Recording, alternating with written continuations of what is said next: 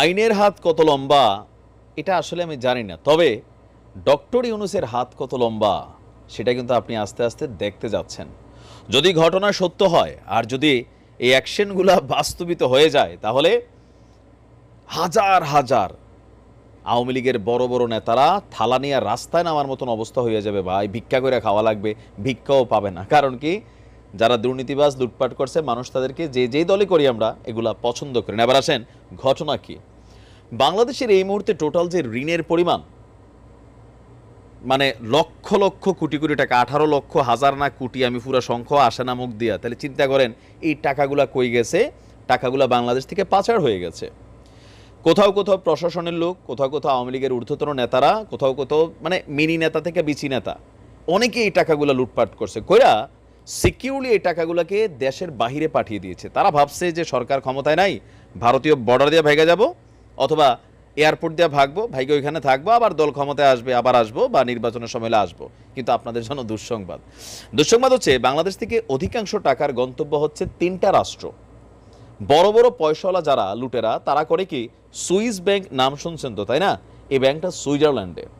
আরেকটা গন্তব্য হচ্ছে যুক্তরাষ্ট্র এবং যুক্তরাজ্যে, মানে 2টা দেশে ভালো একটা টাকা ঢুকে পাচারকারীদের। আরেকটা গন্তব্য হচ্ছে দুবাই।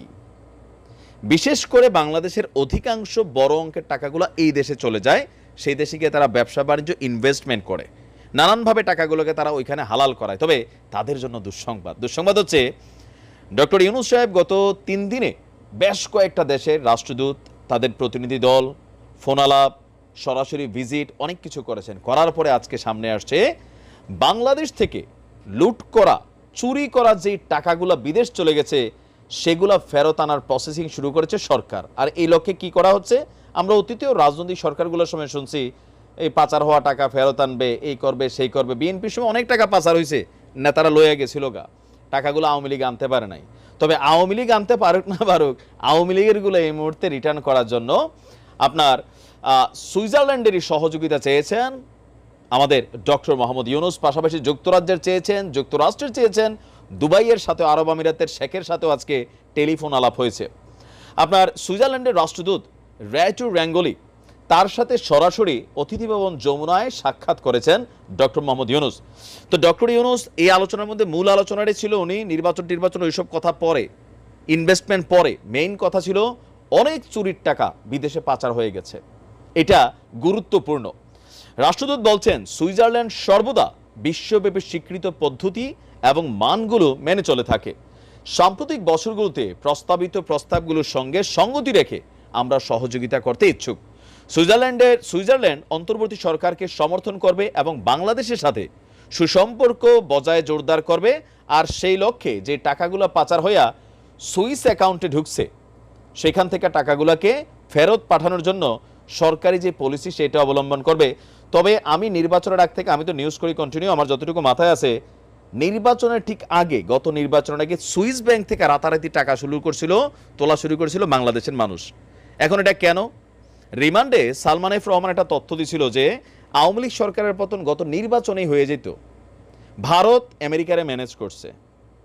বুঝাইতে চাইছে যেমনি যেমনি হোক লবিং টবিং কইরা, নয়তো ওই নির্বাচনে আপনি দেখছেন আমেরিকা হঠাৎ করে চুপ হয়ে গেছিল, তারপর সরকারকে তারা ম্যান্ডেট দিয়ে দিছিল। এই খেলাটা খেলছে ভারত। তখন অনেকের মনে ভয় ছিল যে টাকাগুলা ঝামেলায় পড়তে পারে, তারা টাকা তুলে ফেলছিল।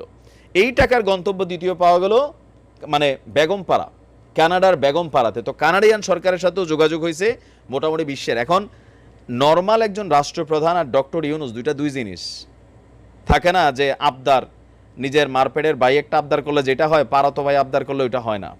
নিজের সন্তানের একটা চাহিদা পূরণের জন্য যে ভালোবাসা তৈরি হয়, সেটা অন্যের জন্য হয় না।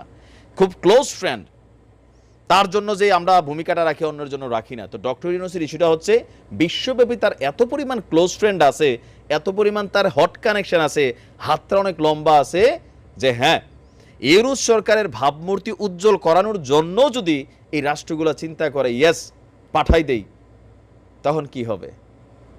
বাংলাদেশে অ্যাকাউন্ট সিজ, কোম্পানির অ্যাকাউন্ট সিজ, বিদেশের টাকা রিটার্ন। তো মানে এরপরে কি হবে? নমুনা রাস্তায় থালা নিয়ে নেমে যেতে হবে। সাধু সাবধান, কত সরাইছেন, ইয়ানফসি শুরু করেন, খেলা শুরু হয়ে গেছে। ভালো থাকুন।